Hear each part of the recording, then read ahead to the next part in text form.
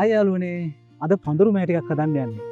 දැන් ගොඩක් දෙනෙක් ආස කරන දෙයක් තමයි මේ පඳුරු මෑව ගාව. මොකද මේකට ආධාරක හිටවන්න ඕනේ අපිට බිම හරි එහෙම නැත්නම් පෝච්චි එක හරි වඳුන් ගතව හරි මේ විදිහට අපිට හදා ගන්න පුළුවන්. මේ පඳුරු මෑයක තායි බුස් කියන වර්ගයේ මේක දැන් වෙළඳ පොලේ මිලදී ගන්න තියෙනවා. අපි දැන් පඳුරු මෑ හිටවන්න යන්නේ. පඳුරු මෑ හිටවන්න කලින් මම මේ පාත්තිය සකස් කරගෙන තියෙන්නේ කාබනික පොහොර ඊට අමතරව කරදහයිය ඒ දේවල් දාලා මේ පාත්තිය සකස් කරගෙන තියෙනවා. දැන් මේ අඩි 3ක් පල්ල පාත්තියක් තියෙන්නේ. මේ අඩි 3ක් පල්ල පාත්තිය අපි මේ කෙරෝලෙන් එක පේලියක් යනවා. ඊට පස්සේ මැදින් එක පෙලක් යනවා.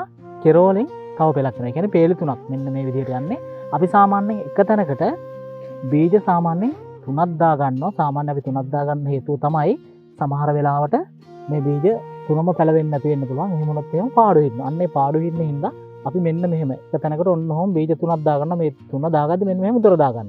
එතකොට උපරිම යට යන්න ඕනේ ඇඟිලි පුරුකක ප්‍රමාණය තමයි මේ බීජයක් ඔන්න ඔහොම යට යන්න ඕනේ.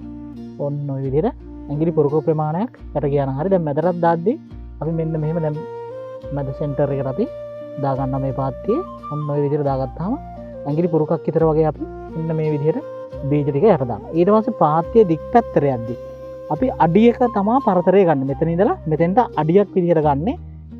ඒ අඩියක් විදිහට අරන් එතෙන්ටත් අපි ඔන්න ඔහොම බීජ තුනක් දාගන්නවා. මේ කියන්නේ සාමාන්‍ය 100% මේ බීජ වර්ග වල පැලවෙන්නේ. ඊට පස්සේ අපි මැදටත් මේ විදිහට බීජ තුනක් දාගන්නවා. ඔන්න ඔය විදිහට. පාත්තිය පළල පැත්තට පේලි 3යි පාත්තියේ එහෙම දික් අතර අඩියෙන් අඩිය විතර වගේ අපි බීජ දාගන්නවා. ඔන්න ඔය විදිහට දාගන්න දැම්මට මේක ඇඟිලි පුරුකක ප්‍රමාණයට හාරලා දාගන්නත් පුළුවන්. නැත්නම් මෙහෙම දාලා හොම ඇඟිලි පුරුකක් විතර යට යන්න බීජ ටික යප දාන්නත් පුළුවන්.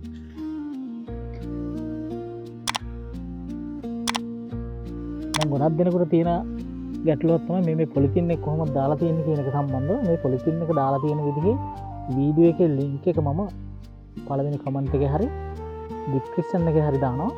මේ විදිහට බලලා ඉවරලා මේ පොලිතින් එක දාගන්න පුළුවන්. මේ විදිහට පොලිතින් එක දාගන්න මූලිකම හේතුව තමයි පාත්තිය ධාරේ හේදෙන එක නවත්තන්නත්. ඊට අමතරව මේ පාත්තිය ධාරේ තමයි වැඩිපුරම කැළෙන්නේ. ඉතින් අපිට ඒක පාලනය කරගන්නත් පුළුවන් මේ විදිහට පොලිතින් එක දාපුවම. ඊට අමතරව මේ පාත්තිය වියලීම මේ පොලිතින් එකෙන් මග ඇරෙනවා. නැත්තම් පාත්තිය මේ ධාර ගොඩක් දුරට වියලෙනවා. සාමාන්‍යයෙන් මෑ හිතවල දවස් 4ක් 5ක් අතර පැලවීම සිද්ධ වෙනවා.